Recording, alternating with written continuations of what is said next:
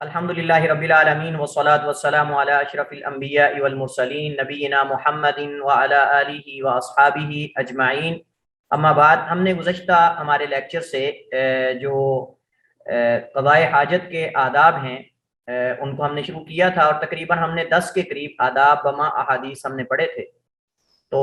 آج ہمارے پاس 11 نمبر ادب سے انشاءاللہ ہم احادیث کو پڑھیں گے۔ تو سب سے پہلا جو ادب 11 نمبر پہ ہے وہ یہ ہے کہ راستوں گزرگاہوں سائے میں قضاء حاجت نہ کی جائے۔ راستوں گزرگاہوں سائے میں قضاء حاجت نہ کی جائے۔ حدیث پڑھے آپ میں سے کوئی؟ میں آپ سے حدیث ساری آج پڑھاؤں گا، چلیے، تاکہ آپ یہ نہ کہیں کہ ہم سے حدیث تو آپ پڑھائی نہیں جاتی۔ تو حدیث بھی ساتھ ساتھ آپ پڑھیں گے اور میں ساتھ ساتھ ترجمہ کروں گا انشاءاللہ۔ ہاں، السلام علیکم۔ وعلیکم السلام ورحمۃ اللہ۔ ہاں عریشہ پڑھیں جلدی جلدی۔ عن ابی ہریرہ رضی اللہ عنہ ان رسول اللہ صلی اللہ علیہ وسلم قال اتقوا اللعانین قالوا ومن لعانان یا رسول اللہ قال الذي يتخلى في طريق الناس او في ظلهم۔ آگے، رواہ مسلم۔ رواہ مسلم۔ جی، ابو ہریرہ رضی اللہ تعالی عنہ روایت کرتے ہیں کہ بے شک رسول کریم صلی اللہ علیہ وسلم نے قالا فرمایا، اتقو، یہ اتقا یتقی سے ہے، اتقو ڈر جاؤ، اللعانین، یہ لعان ان سے تثنیہ ہے، اللعانین یہ لعان ان سے تثنیہ ہے اور اس میں مبالغہ پایا جاتا ہے، یعنی ان دو کاموں سے بچ جاؤ جو لعنت کا سبب بنتے ہیں۔ آپ جانتے ہیں کہ جب کوئی بندہ لوگوں کی عام گزرگاہ پہ قضاء حاجت کرے گا، پیشاب کرے گا، یا کسی درخت کے سائے کے نیچے جا کے کرے گا، جو بندہ یہاں سستانے کے لیے جائے گا اور دیکھے گا کہ یہاں تو کسی نے قضاء حاجت کر دی ہے تو وہ لعن طعن کرے گا، سب و شتم کرے گا، گالی دے گا، برا بلا۔ عموماً لوگوں کی عادت ہے کہ جب وہ راستے میں کسی کو قضاء حاجت کرتے دیکھتے ہیں یا قضاء حاجت کو دیکھتے ہیں تو اس پہ وہ سب و شتم کرتے ہیں، اس کو گالی دیتے ہیں، اسے برا بلا کہتے ہیں، اس پہ لعن طعن کرتے ہیں۔ تو اس وجہ سے نبی کریم علیہ الصلوۃ والسلام نے فرمایا اتقوا، بچ جاؤ، اللعانین، یعنی ان دو کاموں سے جو لعنت کا سبب بنتے، جو لعنت کا سبب بنتے۔ قالوا، صحابہ نے پوچھا، کہا، ومن لعانانی، اور کون وہ دو چیزیں ہیں جو لعنت کا سبب بنتی ہیں یا رسول اللہ، اے اللہ کے رسول؟ بعض علماء نے کہا کہ لعانین، یعنی اس کو آپ لعان بمانا ملعون بھی پڑھ سکتے ہیں، یعنی ڈر جاؤ دو ملعونوں سے، یعنی دو ملعون شخص جن پہ لوگ لعنت کرتے ہیں، آپ نہ ان میں ہو جانا۔ انہوں نے کہا کون ہیں وہ دو؟ آپ نے فرمایا الذی، وہ شخص، یتخلا، جو قضاء حاجت کرتا ہے۔ یتخلا میں ہوتا ہے خلوت اختیار کرنا، یعنی قضاء حاجت کے وقت۔ الذی یتخلا، جو قضاء حاجت کرتا ہے، فی طریق الناس، لوگوں کے راستے میں، یعنی گزرگاہ میں، لوگوں کی گزرگاہ، راستہ جہاں سے عموماً پگڈنڈیاں ہوتی ہیں، روڈ ہوتے ہیں، گزرگاہیں ہوتی ہیں جہاں سے لوگ گزرتے ہیں، دیہاتوں میں ہوں یا شہروں میں ہوں، جہاں کہیں بھی ہو، گلیاں ہیں، پگڈنڈیاں ہیں، مطلب کہ روڈ ہیں، جہاں بھی کسی روڈ کی سائڈ پہ بیٹھ کے کوئی بندہ جو ہے وہ قضاء حاجت شروع کر دے روڈ کے اوپر، تو یہ بھی صحیح نہیں۔ او فی ظلہم، یا ان کے سائے میں، او فی ظلہم، یا ان کے سائے میں۔ ظل سائے کو کہتے ہیں، ظل سائے کو کہتے ہیں، مراد درخت کے نیچے، درخت یا دیوار کے نیچے، یعنی کوئی دیوار ہے اس کے سائے کے نیچے بندہ جا کے بیٹھ جائے، یا درخت، مطلب بعض حدیث کے اندر پھلدار درخت کے نیچے بھی قضاء حاجت کرنے سے روکا گیا، کیونکہ جب پھل گرے گا اس کے اوپر گر سکتا ہے اور لوگ سستا سکتے ہیں، تو اس سے جو ہے وہ روکا گیا ہے، نبی کریم علیہ الصلوۃ والسلام نے منع کیا ہے۔ آگے 12واں ادب ہے، کھڑے پانی میں پیشاب یا پخانہ نہ کیا جائے، نہ پیشاب کیا جائے اور نہ اس میں پخانہ کیا جائے، یعنی قضاء حاجت کھڑے پانی میں نہیں کرنی چاہیے۔ حدیث پڑھیں جی، کون پڑھے گا حدیث؟ جلدی جلدی، تھوڑا اسپیڈلی ذرا پڑھتے جائیں، حدیث کافی ساری ہیں۔ عن ابی ہریرہ رضی اللہ عنہ عن النبی صلی اللہ علیہ وسلم قال لا يبولن احدكم في الماء الدائم ثم يغتسل منه، رواہ البخاری و مسلم۔ حضرت ابو ہریرہ رضی اللہ تعالیٰ عنہ روایت کرتے ہیں، نبی علیہ الصلوۃ والسلام سے وہ بیان کرتے ہیں، قالا، کہ آپ نے فرمایا، لا یبولن احدکم فی الماء الدائم ثم یغتسل منہ، نہ پیشاب کرے تم میں سے کوئی ایک. بالا یبولو سے لا یبولنا نون یہ ثقیلہ کا ہے، تاکید کے لیے آتا ہے. اصل میں لا یبولو تو لا یبولنا یہ تاکید کے لیے، ہرگز بھی کوئی پیشاب نہ کرے. احدکم تم میں سے کوئی ایک، فی الماء الدائمی کھڑے پانی میں. بعض حدیث میں آتا ہے الذی لا یجری جو نہیں چلتا، فی الماء الدائم لا یجری ثم یغتسل منہ پھر اس سے غسل کرے. یعنی کوئی کھڑے پانی میں پیشاب کر کے اس سے غسل نہ کرے. یعنی ہم نے یہ تفصیلی اس کے بارے میں اختلاف پہلے پڑھ لیا ہے. ہم نے آغاز والی جب حدیث پڑھی تھی کہ پانی کم ہونے کی مقدار، زیادہ ہونے کی مقدار، اور اس کے اندر ساکن پانی، چلتا ہوا پانی، اس میں کیا فرق ہے. اور ہم نے وہاں احناف کا استدلال پڑھا تھا کہ احناف کے ہاں کھڑا پانی نجاست گرتے ہی نجس ہو جاتا ہے. ہم نے کہا کہ نہیں، جب تک پانی کا رنگ بو ذائقہ نہ بدل جائے اس وقت تک وہ نجس نہیں ہوتا. اور دلیل ہم نے یہ دی تھی کہ نبی علیہ الصلوۃ والسلام نے ثم یغتسل منہ یہاں روکا نہیں ہے اس میں غسل کرنے سے،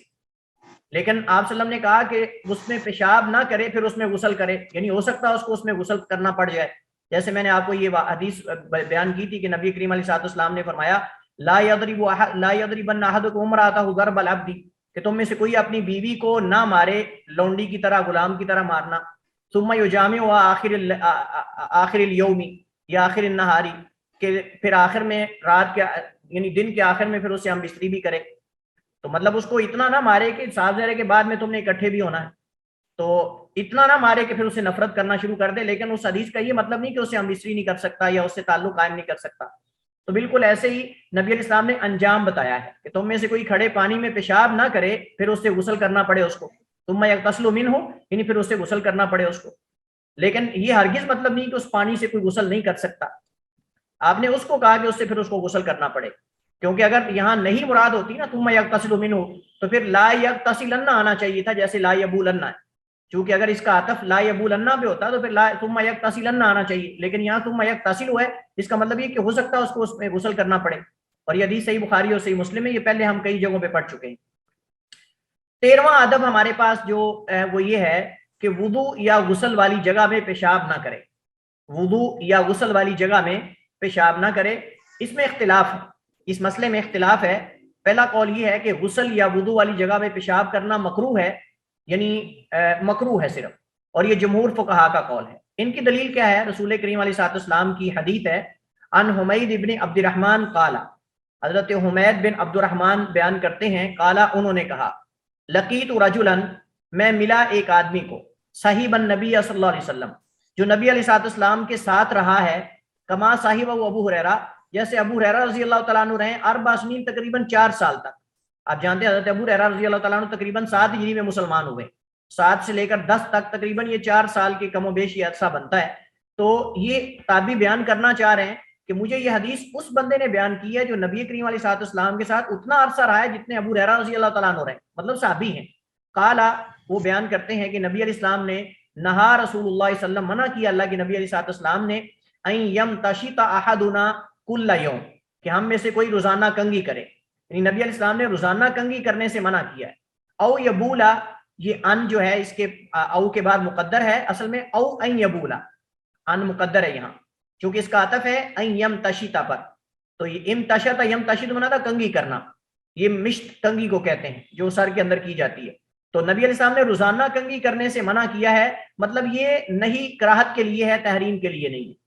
چونکہ ایک حدیث کے اندر آتا ہے نبی کریم علیہ الصلوۃ والسلام نے فرمایا من کان لہ شعر فلیکرمہ کہ جس کے بال ہوں اسے بالوں کی عزت کرنی چاہیے. تو صاف ظاہر ہے کہ کنگھی کر کے عزت ہوگی. بعض لوگوں کے بال بڑے بڑے ہوتے ہیں، اگر وہ ایک دن کنگھی نہ کریں گے تو ان کے بال ایسے ہو جائیں گے جیسے چڑیا کا گھونسلہ ہوتا ہے، کسی پرندے کا گھونسلہ ہوتا ہے، ایسے ہو جاتے ہیں. تو اس وجہ سے جس کے بال لمبے ہیں اس کا حکم اور ہوگا. لیکن عموماً اگر ایک آدمی ٹائم ضائع کرتا رہتا ہے، کنگھی پہ لگا رہتا ہے، مثلا جیسے بعض نوجوان ہیں جہاں کہیں شیشہ نظر آیا، جہاں کہیں گاڑی نظر آئی، جہاں کہیں بائک نظر آئی، وہاں کھڑے ہو کے کنگھی کرنا شروع کر دی اور اپنی پف کو سیدھا کرنا شروع کر دیا. یعنی وہ اپنے 24 گھنٹوں میں سے 2-4 گھنٹے تو اپنی پف بنانے پہ لگا دیتے ہیں، بالوں کو سیدھا کرنے پہ لگا دیتے ہیں. تو یہ اصل مقصود ہے.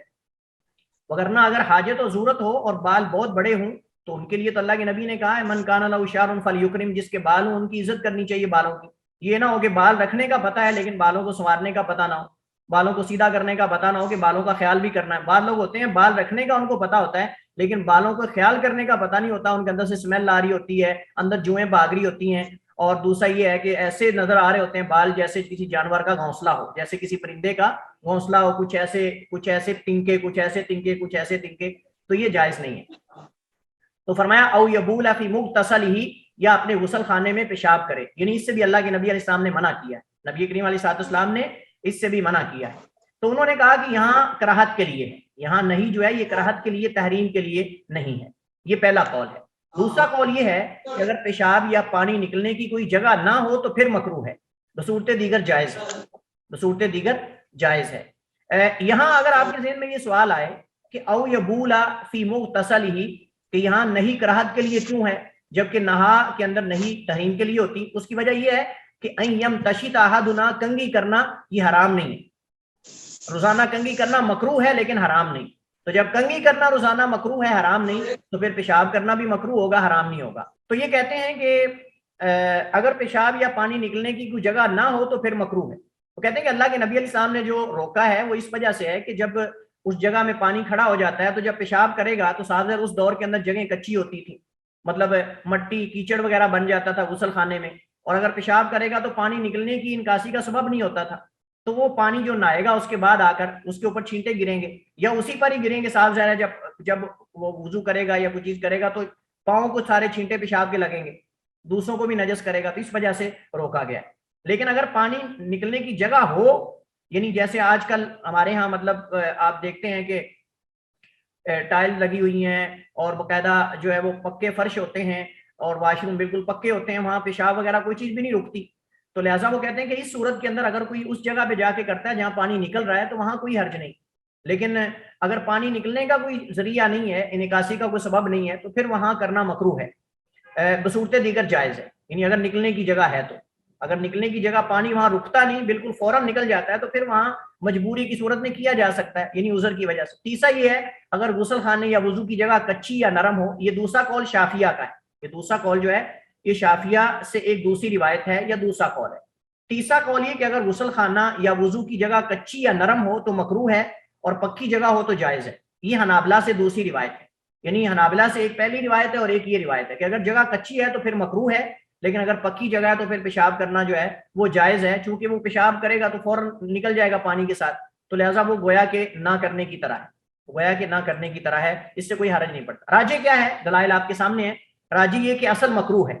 اصل پیشاب کرنا مکروہ ہی ہے، لیکن اگر مجبوری ہے، ضرورت ہے، مطلب انسان ایسی جگہ پہ نہا رہا ہے جہاں کوئی پڑوس میں پیشاب کرنے کا کوئی بندوبست نہیں ہے، انتظام نہیں ہے، تو صاف ظاہر ہے کہ پیشاب روک بھی نہیں سکتا اتنی زیادہ دیر، تو اگر اس کو مطلب وہ مجبوری ہے تو مجبوری کی صورت میں وہ پیشاب کر سکتا ہے، مطلب غسل خانے کے اندر، لیکن اگر مجبوری نہیں ہے تو پھر مکروہ ہے، پیشاب کرنا جائز نہیں، چونکہ ہو سکتا ہے وہ پیشاب آگے نہ جائے اور پانی کے چھینٹے وہ وہاں غسل کرنے والے پر پڑیں اور اس کو علم نہ ہو، تو اس صورت میں وہ اس کو نجس کر سکتا ہے، تو زیادہ بہتر یہ کہ پیشاب نہ کیا جائے، اصل مکروہ ہونا ہی ہے، لیکن اگر کوئی مجبوری ہے تو انسان جو ہے پانی نکلنے والی جگہ پر جا کے پیشاب جو ہے وہ کر سکتا ہے۔ تو ہمارے پاس جو آج کے اختلافی مسائل میں سے دوسرا مسئلہ ہے وہ کھڑے ہو کر پیشاب کرنے کا مسئلہ ہے، اور اس میں نے آپ کو بتایا کہ نبی کریم علیہ الصلوۃ والسلام سے مختلف قسم کی روایات ملتی ہیں، بعض احادیث میں نبی کریم علیہ الصلوۃ والسلام نے کھڑے ہو کر پیشاب کرنے سے روکا ہے، جبکہ دوسری بعض احادیث کے اندر یہ بھی ملتا ہے کہ نبی کریم علیہ الصلوۃ والسلام نے جو ہے وہ ایک جگہ پر کھڑے ہو کر پیشاب کیا ہے۔ تو ان دونوں میں جو جمع کی صورت ہے وہ کیا ہے اور فقہا کی آراء کیا ہیں، یہ ہم مسئلہ جو ہے وہ پڑھتے ہیں۔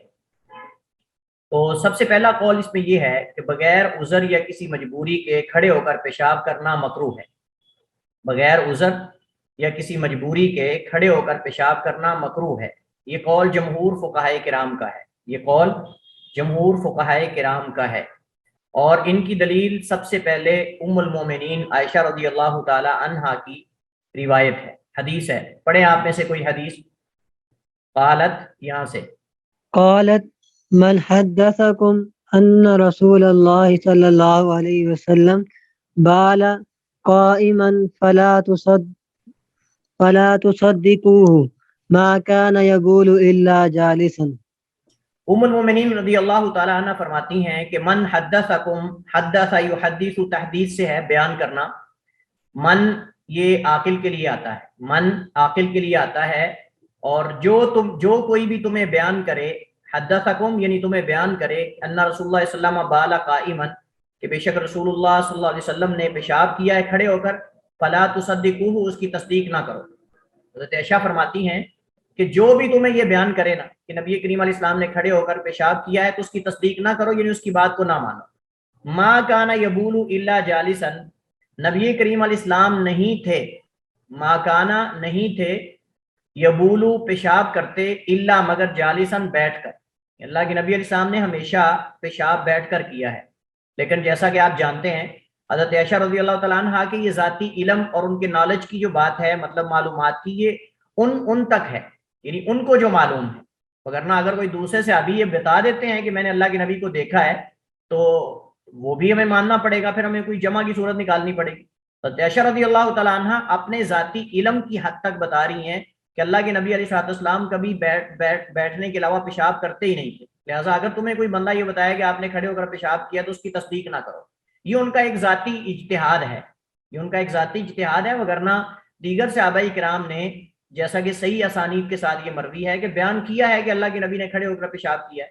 لہٰذا اس کا جواب ہم یہاں ہی دے دیتے ہیں کہ حضرت عائشہ کا یہ ذاتی نالج اور ان کا علم ہے، ان کی معلومات کی حد تک جو وہ جانتی ہیں وہ یہ ہے کہ نبی علیہ السلام نے کبھی جو ہے وہ بیٹھ کر پیشاب کرنے کے علاوہ یعنی کبھی کھڑے ہو کر آپ نے پیشاب نہیں کیا۔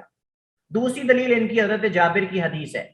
کون پڑھے گا آپ میں سے؟ ان جابر بن عبداللہ رضی اللہ تعالیٰ عنہما قالا، پڑھے نہا رسول اللہ،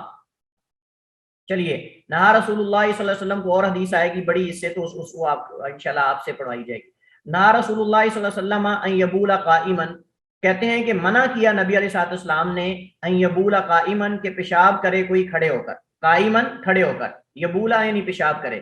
یہ حدیث سنن ابن ماجہ میں ہے لیکن حدیث ضعیف ہے، یہ حدیث ضعیف ہے جس کے اندر کھڑے ہو کر پیشاب کرنے سے منع کیا گیا ہے، جبکہ حضرت عائشہ کہہ رہی کہ نبی علیہ السلام نے کبھی کھڑے ہو کر پیشاب نہیں کیا، تو جس حدیث کے اندر آپ نے روکا ہے کھڑے ہو کر پیشاب کرنے سے وہ حدیث ضعیف ہے، حدیث ضعیف ہے جیسا کہ یہاں موجود ہے۔ دوسرا قول یہ ہے کہ کھڑے ہو کر پیشاب کرنا دو شرطوں کے ساتھ جائز ہے، یعنی اس کی دو شرطیں ہیں، اگر ان کو ملحوظ خاطر رکھا جائے تو پھر جائز ہے۔ نمبر ایک، کپڑوں پر چھینٹے لگنے کا خطرہ نہ ہو، کپڑوں پر چھینٹے لگنے کا خطرہ نہ ہو، ایسی جگہ نہ ہو کہ جہاں آپ پیشاب کریں تو سارے چھینٹے آپ کے اوپر آئیں، پہلی شرط یہ ہے۔ دوسرا یہ کہ کوئی دیکھنے والا نہ ہو، دوسرا کوئی دیکھنے والا نہ ہو آپ کو، یعنی یہ نہ ہو کہ آپ کھڑے ہو کر پیشاب کر رہے ہیں، سامنے سے لوگ گزر رہے ہیں یا کوئی دیکھ رہا ہو، تو یہ صحیح نہیں ہے۔ اگر یہ دو شرطیں پائی جا رہی ہیں تو یہ امام احمد بن حنبل کا قول یہ ہے کہ وہ کھڑے ہو کر پیشاب کر سکتا ہے، وہ کھڑے ہو کر پیشاب کر سکتا ہے، بصورت دیگر جائز نہیں، ایک کپڑے پر چھینٹے لگنے کا خطرہ نہ ہو اور دوسرا کوئی دیکھنے والا نہ ہو۔ حدیث پڑھے، قالا، پہلے سے تیار رہیں جس نے حدیث پڑھنی ہو تاکہ یہ نہ ہو کہ سوچنے لگ جائیں آپ کون پڑھے گا۔ ہاں رخسانہ پڑھیں آپ۔ جی سر۔ قال النبی صلی اللہ علیہ وسلم سباطۃ قومی فبال قائما ثم دعا بماء فجئته بماء فتوضأ، رواہ البخاری و مسلم۔ جی، حضرت حذیفہ بن یمان رضی اللہ تعالی عنہ روایت کرتے ہیں، قالا، انہوں نے کہا، اتن نبی صلی اللہ علیہ وسلم، آئے نبی کریم صلی اللہ علیہ وسلم، سباطۃ قوم،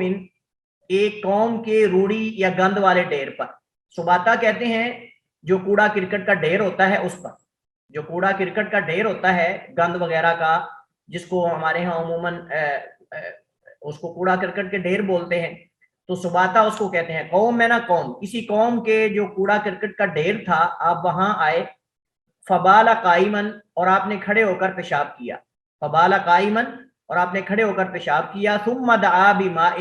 پھر آپ نے پانی منگوایا، ثم دعا بماء، پھر آپ نے پانی طلب کیا، فجئتہ، حضرت حذیفہ کہتے ہیں میں پانی لے کر آیا،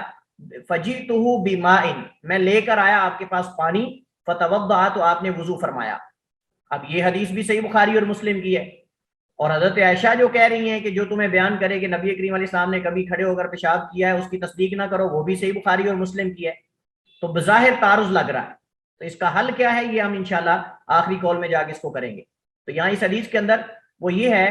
کہ نبی علیہ السلام ایک قوم کے، کسی قوم کے جو کوڑا کرکٹ کا ڈھیر تھا گند والا، آپ وہاں آئے، یعنی ان کے جو کچرا وغیرہ جو چیزیں وہاں پھینکی جاتی تھیں وہ وہاں آئے، اور وہاں آ کر آپ نے کھڑے ہو کر پیشاب کیا، اور پھر آپ نے حضرت حذیفہ کو کہا پانی لے کر آؤ، پانی لے کر آئے تو آپ نے وضو کیا۔ اسی طرح دوسری حدیث جو کہ حضرت جریر بن عبداللہ رضی اللہ تعالیٰ عنہ سے ہے، حضرت جریر بن عبداللہ رضی اللہ تعالیٰ عنہ سے ہے، پڑھیں آپ میں سے کون پڑھے گا؟ پڑھیں، کوئی پڑھے آپ میں سے، میں چاہتا ہوں آپ لوگ پڑھیں حدیث تاکہ آپ جو ہے وہ آپ کو روانگی ہو آپ کی حدیث پڑھنے میں۔ جی سر، انہو بالا قائما ثم توزن ومسح على الخفين وصلى فسألته عن ذلك فذكر عن النبي صلى الله فذكر عن النبي صلى الله عليه وسلم انه فعل مثل ذلك۔ احسن، یہ حدیث مسند احمد میں ہے اور صحیح حدیث ہے۔ یہ بھی حضرت جریر بن عبداللہ رضی اللہ تعالیٰ عنہ بیان کرتے، ان کے بارے میں آتا ہے کہ انہ بال قائما، انہوں نے یعنی صحابی نے، حضرت جریر بن عبداللہ نے کھڑے ہو کر پیشاب کیا، ثم توضا، پھر وضو کیا، ومسح علی الخفین، اور اپنے موزوں پر مسح کیا، وصلی، اور نماز پڑھی۔ فسألتہ، تو راوی کہتے ہیں کہ میں نے سوال کیا حضرت جریر بن عبداللہ سے، ان ذالک، ان کے اس فعل کے بارے میں کہ آپ نے کھڑے ہو کر پیشاب کیا ہے، پھر وضو کر کے آپ نے موزوں پہ مسح بھی کیا ہے اور نماز پڑھی ہے۔ فذکر عن النبی صلی اللہ علیہ وسلم، تو حضرت جریر بن عبداللہ نے، صحابی نے، نبی علیہ السلام سے بیان کیا کہ آپ نے بھی ایسا کیا تھا۔ فذکر، تو ذکر کیا، یعنی کنہوں نے؟ حضرت جریر بن عبداللہ نے، عن النبی صلی اللہ علیہ وسلم، نبی علیہ السلام سے، انہ فعل، کہ آپ نے بھی ایسا ہی کیا تھا، مثل ذالک، جیسے میں نے کیا، یعنی جیسے میں نے کیا ہے کہ کھڑے ہو کر پیشاب کیا، پھر وضو کیا اور موزوں پہ مسح کر کے نماز پڑھی، ایسے نبی کریم علیہ السلام نے بھی کیا ہے۔ تو گویا کہ یہاں صحابی کا فعل ہے اور نبی علیہ السلام کا بھی فعل ہے۔ صحابی نے جیسے اللہ کے نبی کو دیکھا ویسے تابعی کے سامنے کر کے دکھایا، اور تابعی نے جب تعجب کا اظہار کیا کہ تم نے ایسے کیوں کیا ہے، تو انہوں نے کہا کہ میں نے ایسے ہی نبی کریم علیہ السلام کو دیکھا، انہ فعل مثل ذالک، کہ آپ نے بھی ایسے ہی کیا تھا جیسے میں نے کیا ہے۔ تو وجہ استدلال یہ کہ رسول کریم علیہ السلام کا اور صحابی جریر بن عبداللہ کا فعل بیان جواز کے لیے ہے، کہ مطلب کھڑے ہو کر پیشاب کرنا جائز ہے۔ اس وجہ سے حضرت جریر بن عبداللہ نے بھی کھڑے ہو کر پیشاب کیا، اور وہ یہی سمجھے نبی علیہ السلام کے طریقے سے کہ آپ نے بھی کھڑے ہو کر پیشاب کیا۔ لیکن جمہور نے اس کا جواب یہ دیا ہے کہ رسول کریم علیہ السلام نے یہ مجبوری کی صورت میں کیا ہے، کیونکہ پاس کچھ لوگ دیکھ رہے تھے، چونکہ قوم کی جو روڑی ہے، کوڑا کرکٹ کا ڈھیر ہے، وہاں قوم تھی، تو آپ صلی اللہ علیہ وسلم کو دیکھ رہے تھے، اس وجہ سے نبی علیہ السلام جو ہے وہ آپ نے کھڑے ہو کر پیشاب کیا ہے۔ اگر آپ صلی اللہ علیہ وسلم کوڑے کے ڈھیر پر لوگوں کی طرف پشت کر کے بیٹھتے تو پیشاب واپس آپ کی طرف لوٹ کر آتا، یعنی اگر اللہ کے نبی علیہ السلام بیٹھ کے پیشاب کرتے تو آپ جانتے روڑی اوپر کی طرف ہوتی، کوڑا کرکٹ کا ڈھیر، تو پیشاب آپ کی طرف آنا تھا، تو اور اگر آپ منہ دوسری طرف کرتے تو دوسری طرف لوگ تھے، تو نبی کریم علیہ السلام نے پھر اس کھڑے ہو کر اس گند والی جو ڈھیر ہے اس کی طرف منہ کر کے آپ نے پیشاب کیا ہے، کیونکہ اگر آپ بیٹھتے تو پیشاب آپ کے اوپر آنا تھا، اور اگر آپ دوسری طرف رخ کرتے تو لوگ تھے، اس وجہ سے یہ مجبوری تھی، یعنی یہ جمہور نے استدلال کیا اس حدیث سے۔ تو کہتے ہیں کہ اگر آپ صلی اللہ علیہ وسلم کوڑے کے ڈھیر پر لوگوں کی طرف پشت کر کے بیٹھتے تو پیشاب واپس آپ کی طرف لوٹ کر آتا، اور اگر لوگوں کی طرف منہ کر کے بیٹھتے تو آپ کی شرمگاہ لوگوں کے سامنے ہوتی، لہٰذا باقی یہی صورت بچتی تھی کہ آپ کھڑے ہو کر پیشاب کریں، یعنی تیسری صورت یہی تھی کہ آپ کھڑے ہو کر پیشاب کریں، اس کے علاوہ بہت صورت نہیں تھی وہاں کہ آپ صلی اللہ علیہ وسلم دیوار کی طرف منہ کر کے کوڑے کے ڈھیر پر پیشاب کرتے، تو آپ نے ایسا ہی کیا ہے۔ یہ دو قول ہو گئے۔ تیسرا قول یہ ہے یعنی اس مسئلے میں کہ اگر تو جگہ نرم اور پاک ہے تو کھڑے ہو کر پیشاب کرنا جائز ہے، یعنی اگر تو ہل وغیرہ چلے ہوئے ہیں یا مطلب کہ بل وغیرہ ہے، ریت وغیرہ ہے، اس طرح کی کوئی چیز ہے کہ چھینٹے اڑ کر اوپر آنے کا خدشہ نہیں ہے، تو پھر کھڑے ہو کر پیشاب کرنا جائز ہے، لیکن بیٹھ کر کرنا افضل اور بہتر ہے۔ یعنی انہوں نے گویا کہ دونوں احادیث میں جمع کرنے کی کوشش کی ہے، اور وہ یہ ہے، کہتے ہیں کہ اگر تو ایسی جگہ پہ آپ پیشاب کر رہے ہیں کھڑے ہو کر کے جو نرم ہے، پیشاب کے چھینٹے آنے کا خطرہ نہیں، واپس اس کے آنے کا خطرہ نہیں، تو پھر آپ کر سکتے ہیں، لیکن افضل یہ ہے کہ بیٹھ کر کریں۔ اور اگر نرم تو ہو لیکن نجس ہو، یعنی اس کی مختلف صورتیں بن سکتی ہیں، آپ جہاں پیشاب کرنا چاہ رہے ہیں یا تو زمین نرم ہے یا سخت ہے، اگر نرم ہے تو اس کی دو صورتیں ہیں، یا تو پاک ہے یا پھر نجس ہے، اگر تو پاک ہے اور نرم ہے تو آپ کھڑے ہو کر پیشاب کر سکتے ہیں، اور اگر نرم تو ہے لیکن نجس ہے، مطلب وہاں کوئی گند وغیرہ پڑا ہوا ہے، غلاظت ہے، مطلب قضائے حاجت کسی نے کی ہے، یا کوئی نجس جانوروں کا کوئی فضلہ وغیرہ پڑا ہوا ہے یا اس طرح کی چیز ہے، تو اس صورت میں آپ پیشاب کریں گے تو اس کے چھینٹے آپ کے اوپر آئیں گے، چونکہ وہ گندی چیز ہے چاہے نرم ہی ہے، وہ گیلی ہوگی تو پیشاب کے چھینٹے آپ پر آئیں گے، تو لہٰذا یہ اس صورت میں پھر وہ کہتے ہیں کہ پیشاب نہیں کرنا چاہیے۔ لیکن نجس ہو تو اس صورت میں کھڑے ہو کر پیشاب کرنا جائز نہیں، کیونکہ چھینٹے کپڑوں پر پڑنے کا غالب امکان ہے۔ اور اگر جگہ سخت ہے تو اس کی دو صورتیں، جیسے نرم کی دو صورتیں ہیں کہ اگر نیچے زمین نرم ہے تو پھر یا تو پاک ہوگی یا نجس ہوگی، اگر پاک ہے تو آپ پیشاب کر سکتے ہیں کھڑے ہو کر، چونکہ چھینٹے اگر آتے بھی ہیں کوئی تو وہ آپ جانتے ہیں کہ مٹی ہے اور اس کا امکان بھی نہیں، اور اگر نجس ہے تو نجس کے چھینٹے آپ کے اوپر آ سکتے ہیں، اس صورت کے اندر وہ جو ہے وہ جائز نہیں ہوگا۔ لیکن اگر زمین سخت ہو تو اس کی دو صورتیں، سخت اور پاک ہوگی تو اس صورت میں بیٹھ کر پیشاب کرنا چاہیے، کیونکہ پیشاب کے چھینٹوں کا پیشاب کرنے والے پر گرنے کا امکان غالب، پیشاب کے چھینٹوں کا پیشاب کرنے والے پر گرنا یہ غالب امکان ہے اس کا۔ اگر زمین سخت ہے لیکن پاک ہے، سخت تو ہے لیکن نجس ہے، سخت لیکن نجس ہو تو اس صورت میں کھڑے ہوئے اور بیٹھ کر دونوں طرح ہی جائز نہیں ہے، یہ فرق ہے، ذہن میں رکھیں۔ یعنی اگر تو زمین نرم ہے تو اس کی دو صورتیں ہیں، یا تو وہ جگہ پاک ہے اور نرم ہے اس پہ آپ پیشاب کر سکتے ہیں، اور اگر وہ چیز نجس ہے جگہ یعنی نیچے جو پڑی ہوئی ہے تو آپ وہاں پیشاب نہیں کر سکتے، نہ بیٹھ کر نہ کھڑے ہو کر، کیونکہ آپ کریں گے تو ہو سکتا ہے آپ کے اوپر آئے۔ اچھا سوری، اس میں آپ بیٹھ کر سکتے ہیں لیکن کھڑے ہو کے آپ پیشاب نہیں کر سکتے۔ لیکن اگر جگہ سخت ہے تو اس کی بھی دو صورتیں کہ سخت اور پاک ہو تو اس صورت میں کھڑے ہو کر پیشاب کرنا جو ہے وہ جائز نہیں، بیٹھ کر پیشاب کرنا چاہیے، کیونکہ کھڑے ہو کر جب آپ کریں گے تو چھینٹے آپ کی طرف آئیں گے پیشاب کے۔ لیکن اگر سخت ہے لیکن نجس ہے تو اس صورت میں کھڑے ہوئے اور بیٹھ کر دونوں صورتوں میں پیشاب کرنا جائز نہیں، کیونکہ آپ بیٹھیں گے تو آپ کے کپڑوں کو لگ جائے گا، آپ بیٹھیں گے تو آپ کے کپڑوں کو لگ جائے گا۔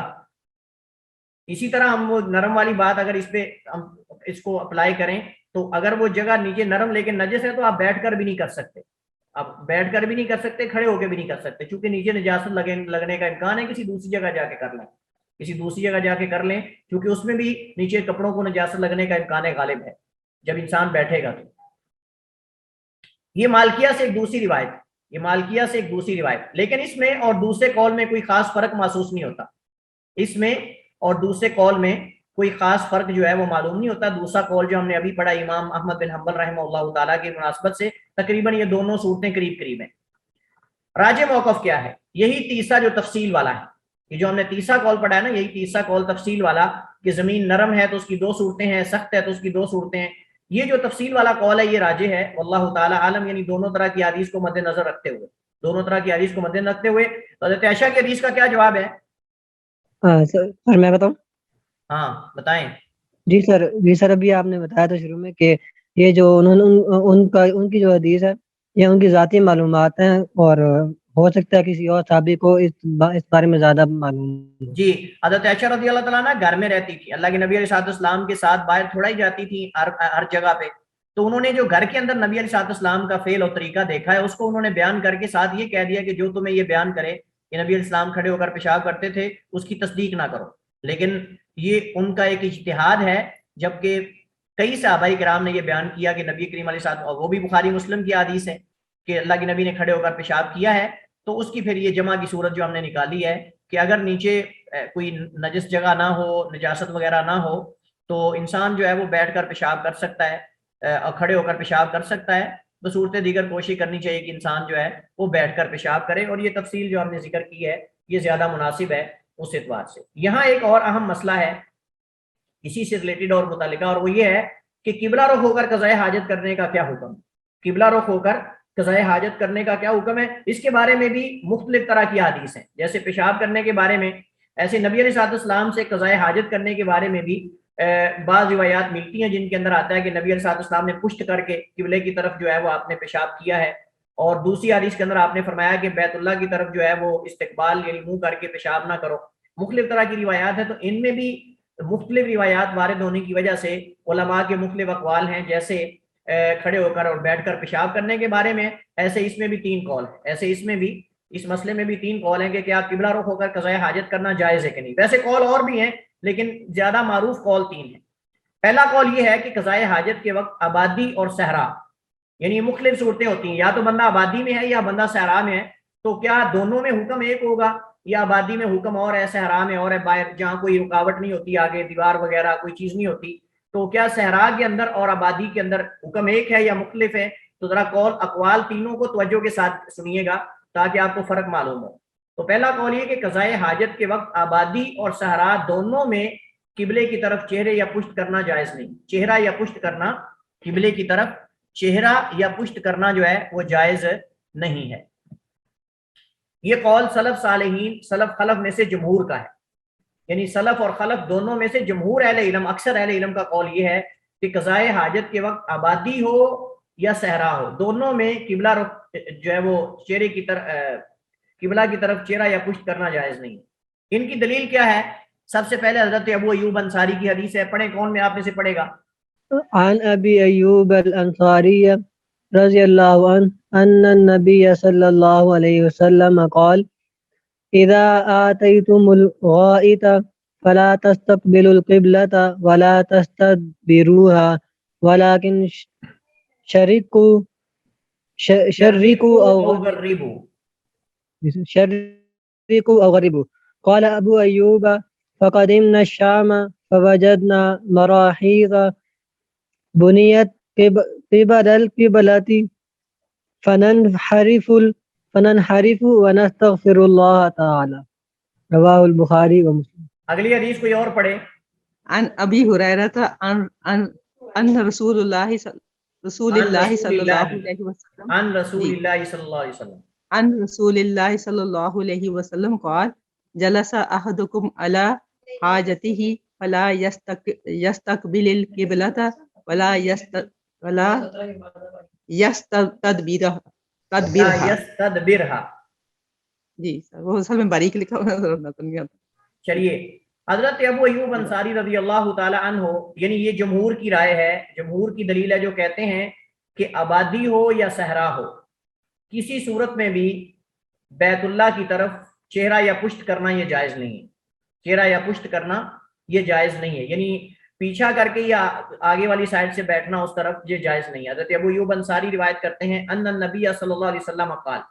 بے شک نبی کریم علیہ السلام نے فرمایا اذا اتیتم جب تم آؤ الغائط قضائے حاجت کو فلا تستقبلوا القبلۃ